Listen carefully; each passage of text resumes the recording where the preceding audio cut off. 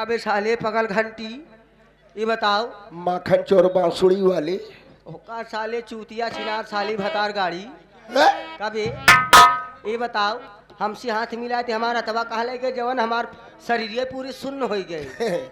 प्रधान भट्टा मालिक इनका ही नहीं पता है कि हाथ मिलाया जाता टाइट मिलावा जाता एक कलयुग में बचाई तनको लूज भया कि खट्ट से हुलाई जाबा। अच्छा काहे के मतलब जब केहू से हाथ मिलावा जाते तो हाथ टाइट मिलावा जाता। हाँ। हमारा हाथ टाइट तो हमारा हाथ लूज हमारे ट्रांसफार्मर चलाए थे कर हमार कौन गारंटी बा। जना हमारे हाथ तोरे ट्रांसफार्मर गवा कहूं खूंटी पकड़े हुई तो हाथ है पूरा पिलाई जाता है। और का ये बता भैया काहे कोराए है कोराए ना है साले जब से आई है तो का ईमान भी आ गए है। एक काहे चाहे भैया काहे बरे बुलाया काहे बरे घोराया हाँ कह बिना घोराया भैया देखा भैया आजकल गांव देश में घूमे टहरे ले खरे करे कुछ होई वाला नहीं बा। हाँ। जुग जमाना बदल गया है केहू दुआरे जाबा उठबा बैठबा बोलबा बतियाबा जे बगल वाले देखा थी कुछ गलती समझा थी भैया चला तो कबरे नौकरी है रे ही हम नौकरी करा जाए तो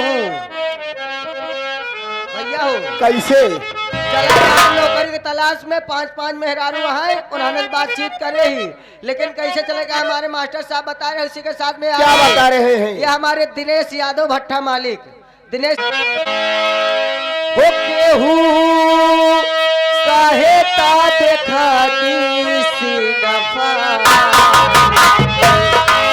केहू बाहर मिलल बा